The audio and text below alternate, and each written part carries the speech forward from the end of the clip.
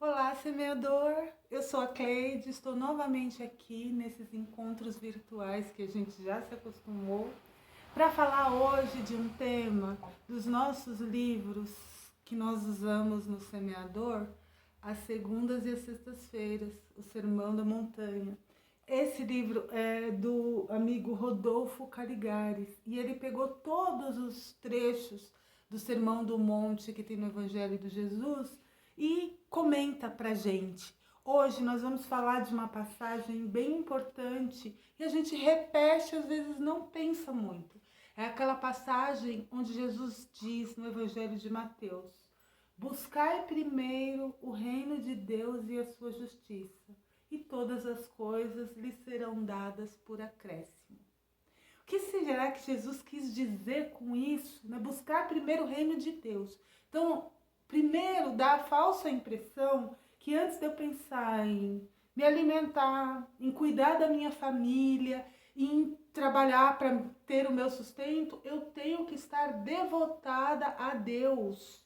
Não é uma coisa tão grande. Olha o que ele fala, ele não fala deixa tudo o que você está fazendo para seguir a Deus. Ele fala buscai primeiro o reino de Deus e a sua justiça, e as outras coisas lhe serão dadas por acréscimo. Então, quando eu busco o reino de Deus, eu não estou deixando de fazer as minhas coisas. Mas quando eu levanto da cama com pensamento em Deus, quando eu faço uma oração ao levantar, quando eu faço uma elevação de pensamento antes de fazer alguma coisa, antes de tomar uma decisão, antes de sair na rua para trabalhar, eu estou buscando primeiro o reino de Deus. Mas note bem que Jesus ele foi bem claro. Ele falou: buscai primeiro o reino de Deus e a sua justiça. Porque às vezes a gente pensa, eu vou fazer isso em nome de Deus. Só que às vezes eu cometo injustiças em nome de Deus. Se alguém vem, algum cidadão vem me cometer um furto, me cometer um atentado contra mim, eu levo o pensamento a Deus para, meu Deus, me ajuda, me proteja, que nada de mal me aconteça, que nada fira a minha integridade, se eu perder algum bem material, mas que nada me aconteça. Eu estou buscando primeiro o reino de Deus. Agora, se eu tiver a oportunidade de revidar aquele ato ou de cometer um atentado contra a pessoa que veio retirar os meus pertences, eu tenho que tomar cuidado para que eu não atente contra a justiça de Deus. Se a gente for seguir certinho, inclusive os 10 mandamentos, ele diz: não furtarás e não matarás. Então, se eu fizer qualquer uma dessas coisas, eu estou indo contra a justiça de Deus. Quando Jesus fala isso, na verdade, ele está falando para a gente dos valores mais importantes que a gente tem na nossa vida, que são os valores espirituais. Se a gente for pensar, todas as nossas ações, todas as ações humanas, elas obedecem um móvel, um motor, todas têm um motor, que é tudo que a gente faz é em torno de algum objetivo. E esses objetivos, eles mudam de acordo com a nossa vida. Quando a gente é adolescente, quais são os nossos objetivos? O principal deles é diversão. É claro, a gente tem que estudar, a gente tem que seguir algumas regras que os pais da gente colocam, mas tudo que a gente faz pensando em diversão. Quando eu sou jovem e eu procuro o meu primeiro emprego, o que eu penso? Eu vou trabalhar porque eu quero ser um cidadão de bem, eu quero juntar. Não, eu quero ter o meu próprio dinheiro para comprar o que eu quiser sem precisar pedir para os meus pais e para poder comprar a minha liberdade. Porque se eu tenho dinheiro e aparece uma festa, tenho como barganhar com os meus pais para ir nessa festa ou nessa viagem que seja, né? Então a gente tem ali um objetivo. Tudo segue um ideal ou um desejo mais intenso. Daí a gente vai crescendo, daí chega aquele momento que fala, não, agora eu quero fazer uma faculdade. Então eu vou começar a guardar um dinheirinho, economizar um pouquinho para poder pagar a faculdade, que a faculdade que eu quero é um pouco mais cara. Daí de repente eu vejo, olha, não vou ter condições financeiras para fazer esse curso e nem a minha família, eu estou falando enquanto eu jovem, né? E nem minha família vai poder me ajudar nisso. Então eu vou aqui recalcular os meus planos, vou ver um outro curso que eu também goste, mas que esteja agora de acordo com a minha realidade financeira. Por exemplo, notemos que todos os nossos ideais, eles sempre seguem em cima daquilo, em torno daquilo, né? Daí a gente vai mudando, daí cresce, se apaixona, começa a pensar em relacionamento, começa a juntar dinheiro para casar, né? A maioria dos jovens, agora não, mas na nossa época os jovens queriam ter carro, queriam juntar dinheiro depois para ter casa. Agora mudou um pouquinho, né? A gente quer sair do país, viver uma outra cultura, aprender uma outra língua e assim vai, mas sempre em torno de um ideal. Esse ideal que nós estamos falando aqui, até agora nós falamos de ideais materiais, materializados, porque nós somos seres materiais. Então, como seres materiais, nós temos necessidades básicas. A primeira delas, a gente precisa respirar. E o ar, graças a Deus, está liberado. Então, com isso eu nem me preocupo. Eu respiro naturalmente sem nem pensar como. Só que eu preciso comer e beber. Essa é a minha segunda necessidade básica. E à medida que a gente vai ficando mais velho, a gente se preocupa com essa necessidade. Não pode faltar, né? O de comer e de beber, porque é o que mantém essa minha estrutura material. Quando a gente constitui uma família, é pai, é mãe, a gente se preocupa muito porque tem a nossa necessidade básica e a necessidade básica da nossa família. Mas você vê, tudo continua girando em torno desse ideal. Quando Jesus nos chama a atenção, fala, olha, quando eu busco primeiro o reino de Deus, eu penso num ideal um pouquinho maior.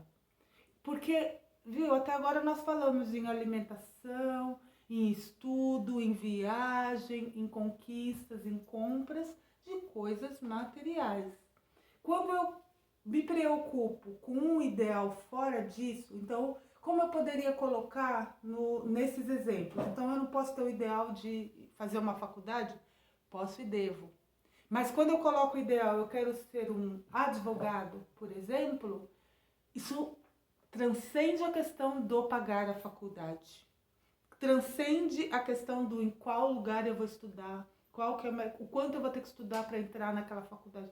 Muda, porque o meu objetivo é ser um advogado. Então, além de ter o dinheiro para pagar ou conseguir estudar o suficiente para entrar numa faculdade pública, eu tenho que pensar que tipo de advogado é você. Porque eu busquei primeiro o reino de Deus e a sua justiça. Se eu quiser ser um advogado que ganha dinheiro, eu tenho vários caminhos a seguir. Inclusive o caminho da ilicitude, se eu quiser.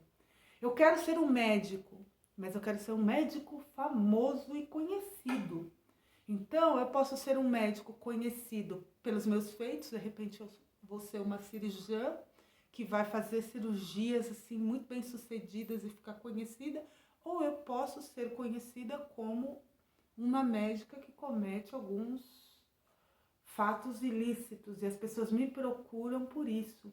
Eu quero ser um engenheiro conhecido pelas grandes obras, pelos monumentos, né? Pela grandiosidade, ou você é aquele engenheiro conhecido por conseguir dar um jeitinho nas coisas. Então, quando eu busco primeiro o reino de Deus e a sua justiça, eu penso, eu quero ser o melhor profissional.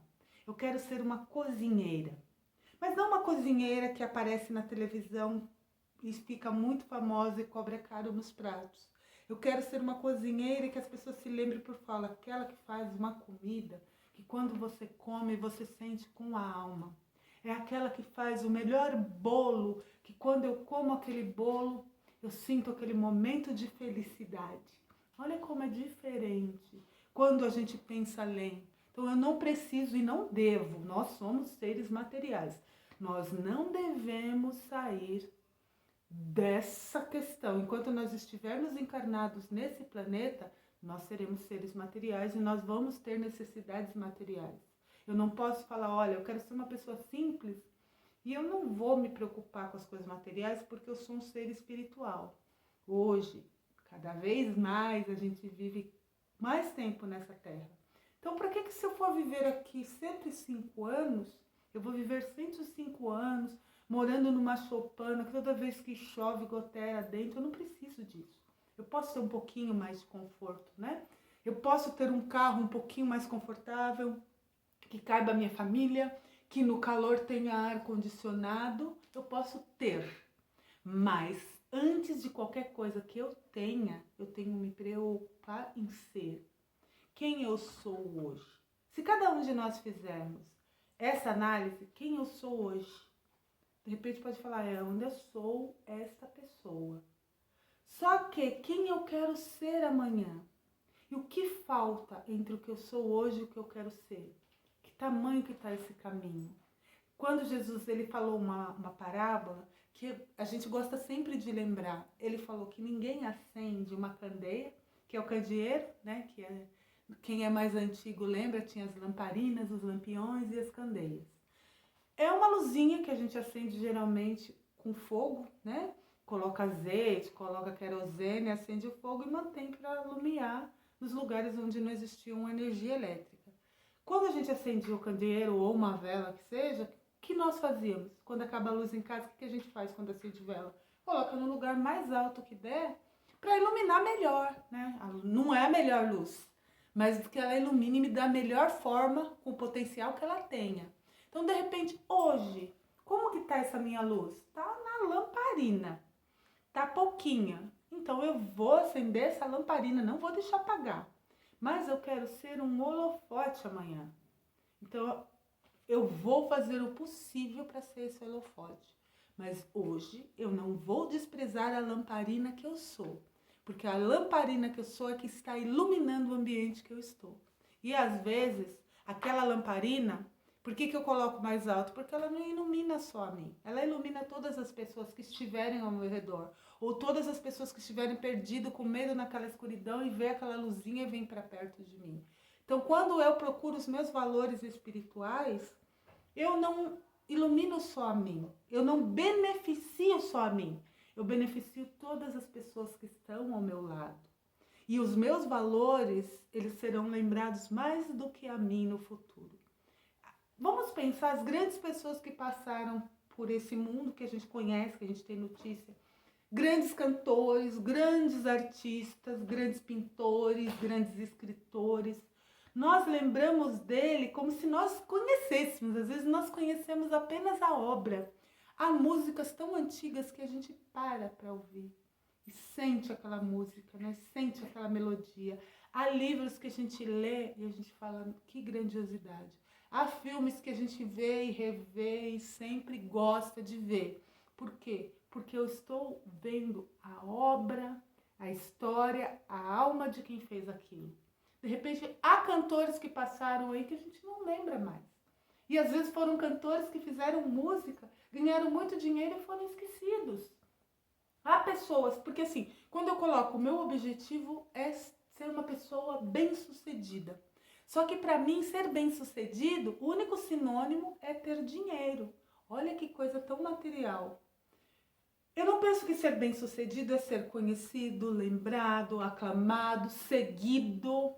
Muitas vezes a gente acaba sendo mentor de outras pessoas, a gente acaba sendo inspirador de outras pessoas. Quantas pessoas aí não quiseram, quantos jovens não quiseram aprender futebol, por exemplo, inspirado por um ídolo do futebol? Quantas pessoas não viraram, de repente, um instrumentista inspirado por ouvir algum artista que ele gostava muito tocar, compor, seja qual for o instrumento, né? E quantos não aprenderam e se estimularam a escrever lendo grandes escritores? Pintar quadros se inspirando em grandes pintores. Então, nosso objetivo, quando a gente busca o reino de Deus e a sua justiça, é justamente isso, nos imortalizarmos. E às vezes a gente se imortaliza para nós, para os nossos familiares, para os nossos entes queridos. Então nós temos que viver a ponto de quando nós não estivermos mais aqui, nós sermos lembrados, as pessoas sentirem saudade, mas acima de tudo, sentirem gratidão por terem estado do nosso lado. E quando eu estou dizendo terem estado do nosso lado, não só quando a gente partir para a espiritualidade. Às vezes a gente vai para outro país, outra cidade, outro bairro e perde alguns contatos, né? Quando a gente lembra de algum professor que a gente teve no ensino médio, por exemplo, quando a gente lembra com carinho e fala, se hoje eu faço isso é porque eu aprendi com esse professor, Imagina o quanto essa alma desse professor, onde quer que ele esteja, ainda que encarnado aqui, sente essa vibração boa que a gente emana. Se hoje eu falo direitinho, foi porque o meu professor de português me ensinou a falar, a escrever, a me expressar. Se hoje eu não tenho vergonha de fazer teatro, é porque eu tive um professor de teatro que me fez perder a timidez, né? Então, quando a gente fala valores espirituais, são desses valores que a gente fala, a gente menciona. Buscar primeiro o reino de Deus e a sua justiça, porque todas as coisas serão acrescentadas, né, dadas por acréscimo, é sermos ricos do que o dinheiro não pode comprar. Se hoje nós partirmos para a espiritualidade, independente do motivo, nós deixarmos tudo aqui, o que nós vamos levar? De tudo que eu conquistei até agora, o que eu vou levar se eu partir hoje? Apenas as coisas morais e espirituais.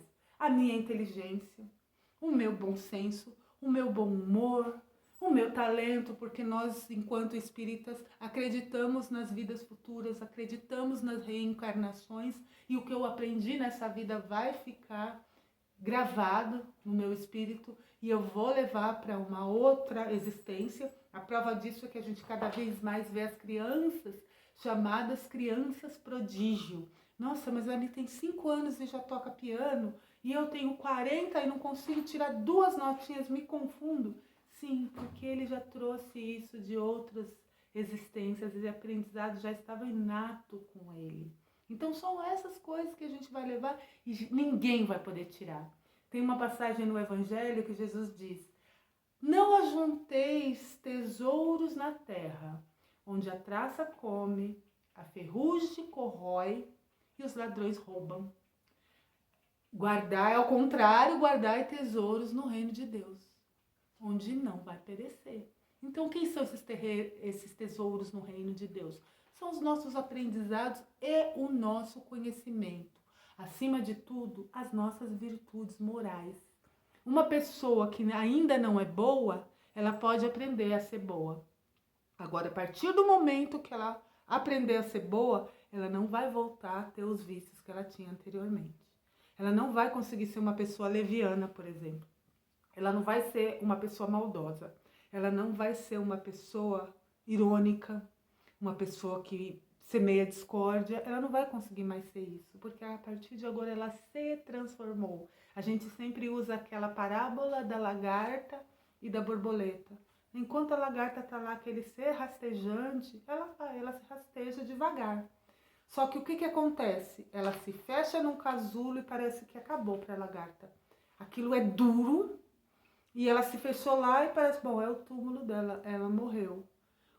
Fica lá alguns dias, talvez uma semana, e quando a gente menos espera, aquilo começa parecendo a quebrar e ela rompe aquele casulo e ela sai uma borboleta voando, não mais rastejando. Uma borboleta bonita que pode voar onde ela quiser. É esse o nosso objetivo, porque enquanto eu for lagarta, o máximo que eu vou conseguir é terminar num casulo. Encerra ali, né, para a lagarta. A matéria dela, a lagarta, fica ali. Quando ela sai como borboleta, aí sim ela está livre e ela tem um mundo ao redor, porque a lagarta, coitada, ela vai tão devagarinho, ela demora um dia para chegar de uma árvore na outra. A borboleta voando, ela tem todo o jardim, ela tem todo um campo inteiro para ela conhecer, e flores e mais flores, e árvores e cores. Ela consegue ter o mundo ao seu dispor. Então, quando a gente se eleva, quando a gente eleva o nosso pensamento acima de tudo, em primeiro lugar, a gente consegue ser uma pessoa melhor. Vamos pensar, eu quero ser uma pessoa de sucesso. Ok, eu quero ter sucesso. Ser bem-sucedido não é só ter dinheiro. Pode ser também ter dinheiro, e por que não, se eu ainda sou um ser material. Mas o meu objetivo não pode ser ganhar dinheiro. Porque ganhar dinheiro eu posso ganhar de várias formas. E ser uma pessoa boa eu só consigo de uma forma: seguindo os preceitos morais. E quem segue o Evangelho segue todos os preceitos morais. Jesus veio aqui justamente por isso, né? Ele falou, eu sou o caminho, a verdade e a vida. Ninguém vai ao Pai senão por mim. quando Jesus estava para ser crucificado, ele foi inquirido por Pôncio Pilatos. Porque Pilatos falou, né? Estão falando de você. Você é rei? Estão falando que você é rei. O que Jesus ia responder para ele? Ele só respondeu o óbvio. Ele não falou, eu sou rei. Ele só falou, o meu reino não é desse mundo.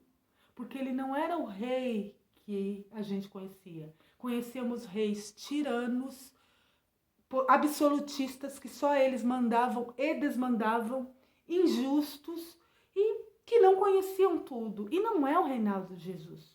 Não é o reino de Deus. Ele falou, meu reino não é desse mundo. Minhas leis não são desse mundo. Da mesma forma que quando levaram para ele a questão que eram cobrados impostos altíssimos do povo. E esse imposto, ele era extremamente mal empregado, que era para pagar os soldados romanos que eram tiranos com os cidadãos. Então eles achavam extremamente injusto aquele imposto. E eles levaram essa questão para Jesus. Só que se Jesus falasse que eles não deveriam pagar o imposto que era instituído por lei, ele estaria indo contra a justiça dos homens. E ele corria o risco, inclusive, de ser preso. Daí levaram para ele, devemos ou não devemos pagar o imposto? Se Jesus falasse, deve pagar o imposto, ele estaria sendo conivente com a injustiça, porque o imposto ele era injusto. Aí existia já a corrupção, vinha daquela época. Jesus pegou, foi sabiamente o que ele falou. Justamente por ele ter os valores espirituais, ele deu a resposta correta. Ele falou, me mostre aí esse dinheiro que você paga. E eles mostraram uma moeda, que era um denário, e tinha o semblante do imperador César. Daí Jesus olhou a moeda e falou, quem é esse aqui que tá? É César? É o César, mestre. Ele falou, então, dai a César o que é de César. E dai a Deus o que é de Deus. Ou seja, esse dinheiro que vocês mesmos cravaram com a imagem do César, devolve para ele. Agora, para Deus, é só o que é dele.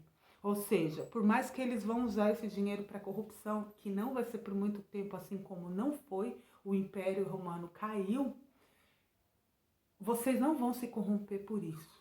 Né? Vocês não vão ser como eles. Vocês não vão também roubar, vocês não vão também ser corruptos, vocês também não vão ser tiranos. Vocês entreguem para Deus que o momento certo as coisas virão, assim como vieram.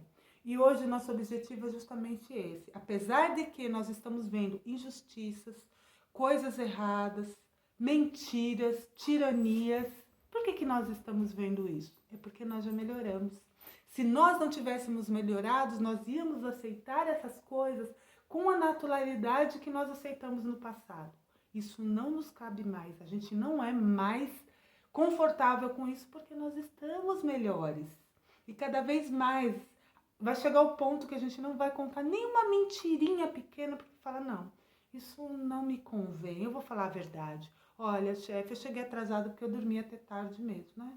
Ah, tinha trânsito, quebrou o ônibus, teve um problema no caminho. Não, eu dormi até tarde, me desculpa. A gente não vai conseguir mentir nem coisinha pequenininha. E quando chegar esse momento, que já está muito perto, porque a gente já não está confortável com o que está errado, a gente vai perceber que o reino de Deus está chegando. Porque o reino de Jesus, ele mesmo disse, não é deste mundo.